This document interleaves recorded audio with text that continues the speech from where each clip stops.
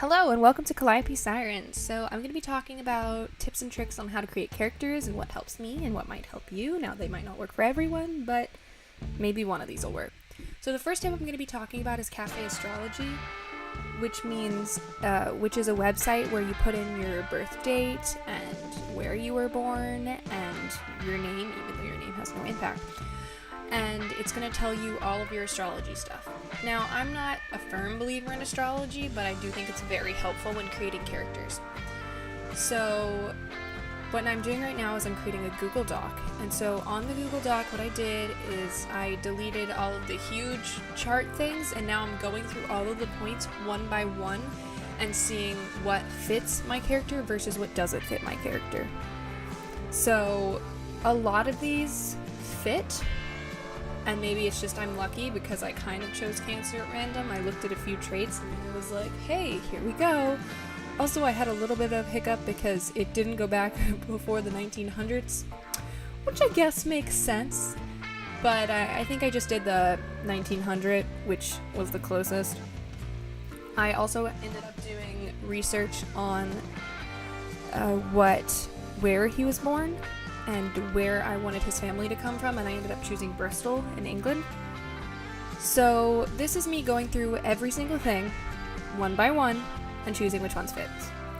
So a lot of the things that I went through were kind of repetitive, so I saw a lot of stuff about him being very sensitive and very emotional.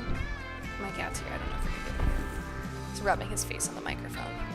Very emotional and easily influenced. A lot of this said he was pretty calm, and I do think that that's true, but he can get angry very easily and when something bad happens. I hope you can hear my cat purring. He's here. He's a moral support. So, I also really liked the point that it said about him being very bad at confronting people, and that he usually only does it for small things and not for big things. So if you've wronged him in a large way, he's going to confront you for something small, which is his way of confronting you for the big thing. So if you've slept with his ex or something and he's real mad about that, then he's going to yell at you about not texting him when you said you would, and that's his way of getting the anger out. And I think it's a little bit because he's afraid of losing friends, which makes sense because he's immortal, so he's naturally going to lose a lot of friends. Rip. But it's just his way of dealing with things, which isn't exactly emotionally healthy, but, live and let live. Because, obviously your characters aren't going to be to Google a word. Obviously, your characters aren't going to be perfectly healthy, and if they were all perfectly emotionally healthy, then that'd kind of be boring. So I love using my characters to kind of see things in the world, if that makes sense.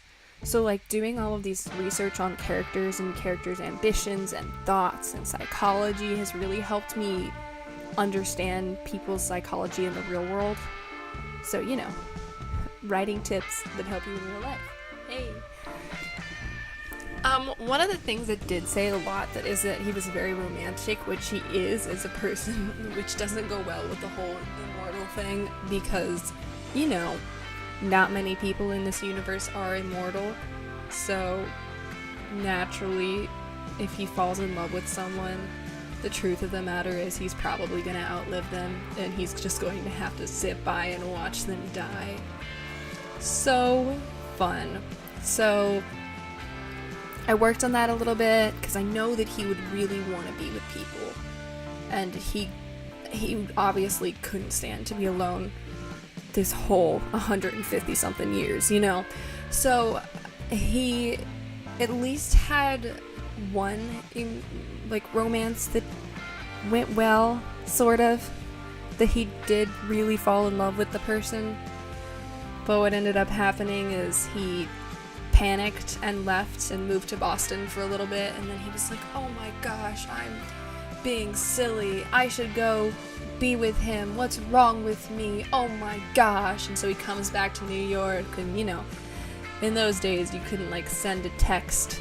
And he was like, I'll surprise him. I'll go back to New York and surprise him. And he shows up at his old place, and they're like, oh yeah, no, he got into a car accident, like he died. And Jaimie's like, ah ha ha ha ha, ah ha ha ha, I'm only dying on the inside because I can't die in real life. So, you know, super fun. Oh, and said he was gay. And it means it in, like, obviously a fun way. Like, he's a very happy person. It says that he really likes to talk to people and have really long discussions, and I do really think he does, and he really likes to have, you know, like, philosophical discussions about the world, and just, like, sit there and talk to people. And I mean, he's interested in philosophy and all that, but I really think the thing that actually interests him and all that is just kind of talking to people and being able to communicate with people for long periods of time. Because one of his things is he loves being around people, and being around people and having people near him is very important to him because he gets very uncomfortable on his own. Fine. He also is the kind of person that he holds grudges really bad. Lots of them. So, I mean, if you've wronged him a little bit, he'll remember. I mean, he's a lot kinder with, you know, his friends that have been there for a couple of years. And by a couple, I mean, like, 20-something, like his fellow immortal friends, because he knows that if he loses them, well, he's alone. Yay! And at least some of his friends, sorry, cat, some of his friends are a little bit quicker to forgive him, and another one just kind of brushes it off because he's like, dude, I know this isn't about what you're saying it's about, and you're being very stupid, so I'm just gonna ignore this, and I'll talk to you about it later when you figured your life out. So yeah, he's very contradictory in that way, in the way that he's like very independent, but at the same time doesn't want to be alone. So this is just kind of a little bit of a taste of Jaimie. So, I mean, if you guys want to pause it and read more, also, I might be sharing the link to the Google Doc so you guys can see it and not have to weirdly pause the screen. So tell me if anyone's interested in that, because I will if you are, but if you aren't, I'm not gonna post it, because why? But, so this is just a peek into Jaimie's head. This is a peek into characterization, how I work on characterization, what helps me, what doesn't help me. I mean, this whole thing might be helpful to some people, but I prefer cutting it into bullet points, so I actually go through everything. And I do want to go back and highlight the things that appear multiple times or are very important, and I kind of did that a little bit, but not really. So, yeah, I'm going to be posting more videos with more tips and like me going through the steps of how I work on characters, so you guys can see how that works for me. So I know for a fact I'm going to be doing some stuff with Sims, just to show you guys how I mess around on Sims and how I use it for creative endeavors, and how I use it to write books or screenplays or other stuff, and how I use it to just kind of find my bearings on everything. And I'm also thinking of doing some other things. So, you know, we'll see what's up. So thank you for watching, and I'll see you on our next video. Bye. Homie? Hey, homie?